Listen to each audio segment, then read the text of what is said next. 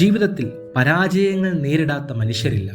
എന്നാൽ വിജയപരാജയങ്ങൾ സമാനമായി ജീവിതം ഉടനീളം നാം അഭിമുഖീകരിക്കേണ്ടി വരും. യഥാർത്ഥത്തിൽ ആർക്കാണ് വിജയിക്കുവാൻ കഴിയുന്നത്? ലോകത്തിൽ നാം നേടിയതും വിജയിച്ചു എന്ന് കരുതുന്നതും എല്ലാം താൽക്കാലികമാകുന്ന നിമിഷമത്രേ മരണം. മരണം കൊണ്ട് മനുഷ്യൻ്റെ വിജയപരാജയങ്ങൾ അവസാനിക്കുമോ? മരണം ലോകത്തിൽ നിന്നുള്ള വേർപാടാണ്. ലോകത്തിൽ നിന്നും വേർപെട്ടവർ പിന്നെ എവിടേക്ക് പോകുന്നു? ആർക്കും അറിയാത്ത നിഗൂഢമായ ഒരു ഉത്തരം പോലെ നിങ്ങൾക്കും തോന്നുന്നുവോ? മരണത്തിനപ്പുറം ഒരു ജീവിതമുണ്ട് എന്നും ഭൗതിക ശരീരം മറയപ്പെട്ടാലും ആത്മാവ് ദൈവത്തിങ്കലേക്ക് പോകുന്നു എന്നും അവിടെ ന്യായവിധി ഉണ്ടാകുമെന്നും പഠിപ്പിച്ച ഒരുവനുണ്ട്. 2000 വർഷങ്ങൾക്ക് മുമ്പ് മാനവജാതിയുടെ പാപത്തിന്റെ പരിഹാരത്തിനായി ലോകത്തിലേക്ക് അവതരിച്ച ദൈവപുത്രനാകുന്ന യേശു ക്രിസ്തു. അതെ, അവൻ പഠിപ്പിക്കുക മാത്രം അല്ലായിരുന്നു, ജീവിതം കൊണ്ട് കാണിച്ചു തരികയും ചെയ്തു.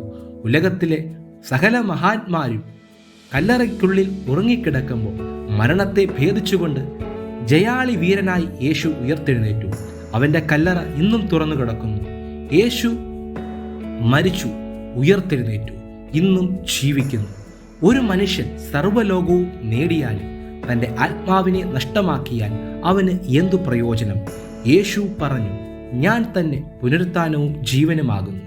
എന്നിൽ വിശ്വസിക്കുന്നവൻ മരിച്ചാലും ജീവിക്കും.